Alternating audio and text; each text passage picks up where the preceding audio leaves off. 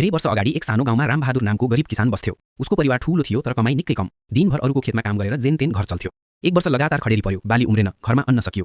बाध्य भएर उसले गाउँको साहुकारसँग ऋण लियो, तर समयमै पैसा तिर्न नसकेपछि साहुकार रिसायो। उसले धम्की दियो, भोलिसम्म पैसा नदिए तिम्रो घर खेत सबै खोसिदिन्छु। रामबहादुर निकै चिन्तित भयो। परिवारको पेट कसरी पाल्ने भनेर ऊ रातभर सुत्न सकेन।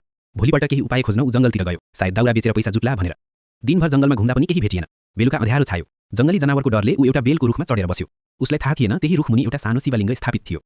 भोक र प्यासले हैरान भएर पनि ऊ सुत्न सकेन। जागा बस्न उसले बेलका पात टिपेर तल फालिरह्यो। ती सबै पात सिधै शिवलिङ्गमाथि झर्थे। यसरी उसबाट अन्जानेमा बेलपत्र चढाएर पूजा भइरहेको थियो। संयोगवश त्यो दिन महाशिवरात्रि रहेछ। रामबहादुरले दिनभर केही खाएको थिएन, पानी पनि पिएको थिएन। यसरी उसको उपवास पनि स्वतः भयो र रातभर जागरण बसेकाले जागरण पनि पूरा भयो। रातको बीचमा केही हरिणहरू त्यहाँ आए। उसँग धनुष थियो, चाहेको भए सजिलै मार्न सक्थ्यो। तर हरिणका साना बच्चाहरू देखेर उसको मन पग्लियो। उसले सोच्यो, मेरो पनि घरमा बच्चा छन्, यिनलाई मारेर कसरी पाप कमाऊ। उसले सबैलाई जीवन दान दियो। त्यही क्षण उसको हृदयमा दया र करुणा जन्मियो। बिहान उज्यालो हुनासाथ अचानक त्यहाँ तेज प्रकाश फैलियो। त्यो प्रकाशबाट स्वयं भगवान शिव प्रकट हुनुभयो। शिवले मुस्कुराउँदै भन्नुभयो, हे भक्त, तिमीले अन्जानेमै मेरो व्रत, उपवास, जागरण र पूजा सम्पन्न गर्यौ। त्यसैसँगै जीवमाथि दया देखायौ। यही नै साँचो भक्ति हो। भगवानले उसको सबै दुःख हटाइदिनु भयो, ऋण मुक्त गरिदिनु भयो र सुखी जीवनको आशीर्वाद दिनुभयो। रामबहादुर खुसी हुँदै घर फर्कियो। त्यसपछि उसको जीवन परिवर्तन भयो। उसले सधैँ दया, सत्य र भक्ति अपनायो।